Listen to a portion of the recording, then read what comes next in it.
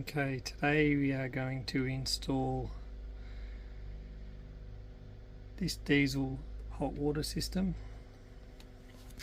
We are removing this gas electric one,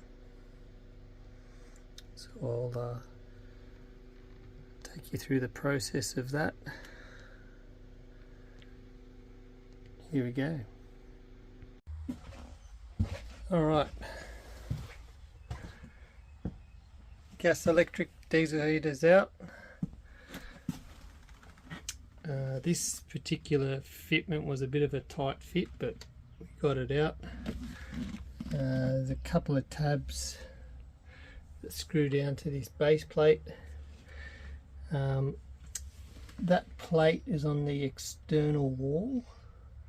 I didn't take the whole plate off because it's siliconed in and I don't want to cause damage to the outside of the van. I'll show you what I did on the outside because 2 screws are accessible and 2 aren't. They actually screw, let me get around.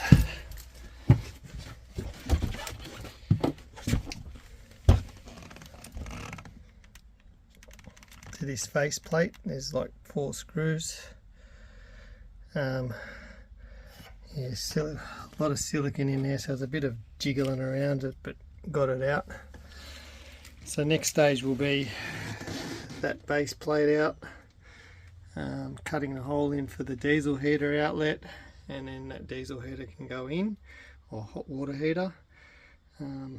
I'll film again once I've done the hole. It's a bit hard in this motorhome to film because it's pretty confined space, but I will just do snippet shots like this as opposed to doing time lapse like I've done in previous videos. But I'll go outside and I'll show you what I did to get to those top screws. One other thing, I've got to get a gas fitter in who's coming in I think tomorrow or the day after to cap that gas line off. We might do that externally because again the customer doesn't want any gas appliances inside this motorhome. He's going to remove the gas cooktop, go to a cabinet maker and get a drawer made up and just purely rely on 12 volt and diesel. So what I've done here, these 2 holes are accessible for those 2 screws. Focus in. But if I can see that, we can't see it on the camera. You can see it there. So what I ended up doing was just drilling 2 holes, and then that allowed me to get the screwdriver in to undo the 2 screws. So then that way this plate can stay on, because like I said, the amount of silicone that's actually in there that's behind it, I don't want to do damage to the actual fiberglass. So I think that's the best way, and we're just going to leave that plate on anyway. It can act as a slight vent if he wants, but he doesn't technically need it, but it saves us putting an aluminium plate that looks all factory, lines up with all these pin striping. So just leave that as is, but happy days. Alright, just an update with this diesel hot water system. We've removed that return panel just so we've got access. The plate is going to be sitting about there. There was a vent here which we're going to cut down and put a smaller outlet. It's a bit of a silly design to begin with, because I had this sitting here blowing just into a cavity, and they had like this little outlet sitting on the floor. So anyway, we'll do some modifications, I'll show you that. So basically the plate's got to go there. I've got to modify the plate slightly, move some of this plumbing, drill a pilot hole where the exhaust is going to go out to make sure that it's in the right spot. We're going to have enough clearance with everything, but from my measurements with a tape measure, it should all work. So I'll get that all done, and fingers crossed it should work. But once I do the pilot hole, I might even show you the outside of what I've got to work with underneath the van. And then aim is today is to have this unit installed or mounted, fitted, and then a case of wiring and plumbing. And there's the pilot hole.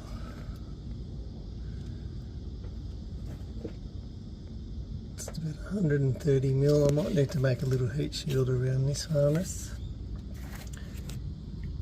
And over here as well, but we'll be able to bend the exhaust pretty much out of the way. Because really that's the only option of where it's going to come out. I've got modules here, I can't spin it, so that's where it's going to end up. I'll move what I can move out of this harness and heat shield the rest. I'll show you the finished product once it's mounted. Diesel heater's in, plumbed in.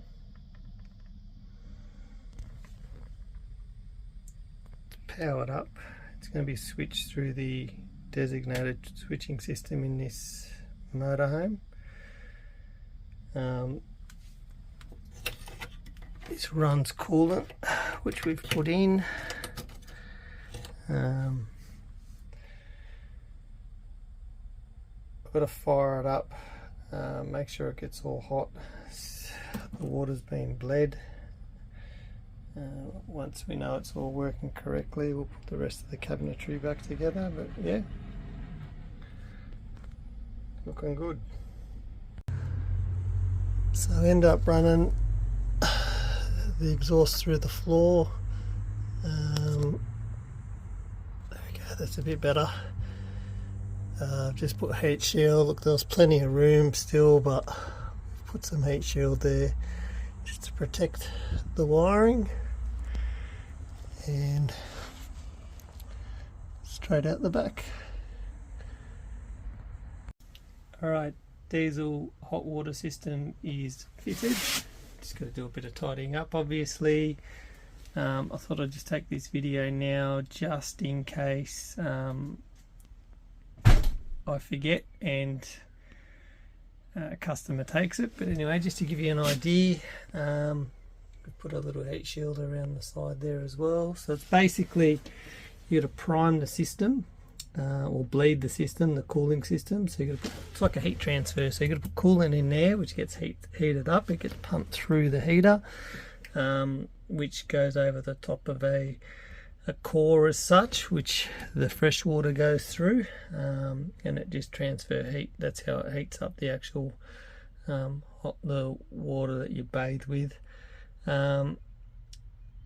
You've got to bleed that system, so just by priming this little pump down here, make sure all the air's out of it. Then once that's done, you prime the diesel heater itself. This had a fairly long run for the fuel line, took about 3 goes.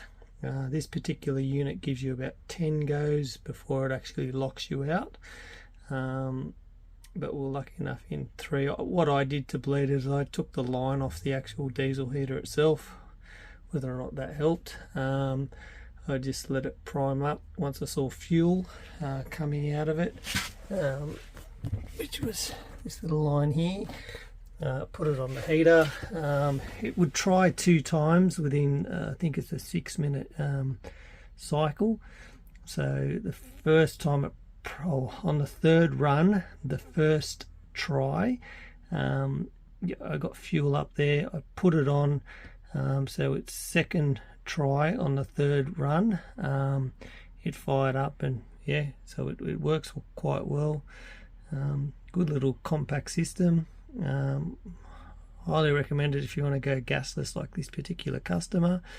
Yeah, so look, I'll try to get a video up of with the composting toilet. But yeah, if I don't, yeah, this is where the video is going to end.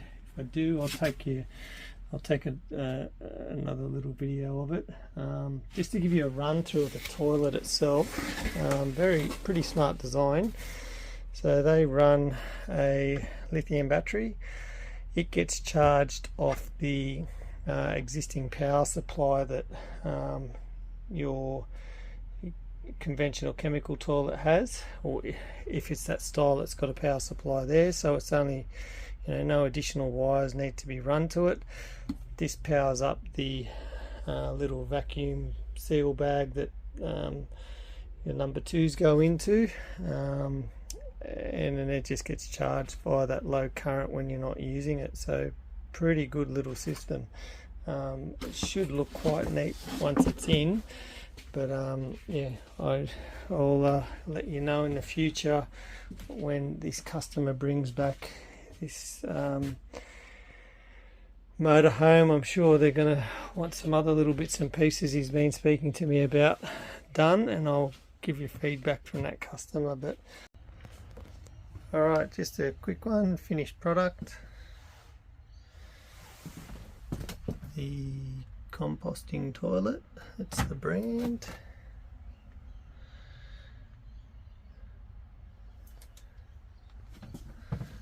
Closing seat. It's a bit hard to see, that's the diesel heater, hot water system. And just bear in mind, when they're in compartments like that, we've got to do a vent in the front, and we've got the old exhaust vent for the gas unit is still hooked up, so it's getting airflow from outside, so you don't want it to be in an enclosed area without any sort of ventilation. But yep, finished product, looks good. That battery I showed you before is in behind this panel, but a great little conversion. See you on the next one.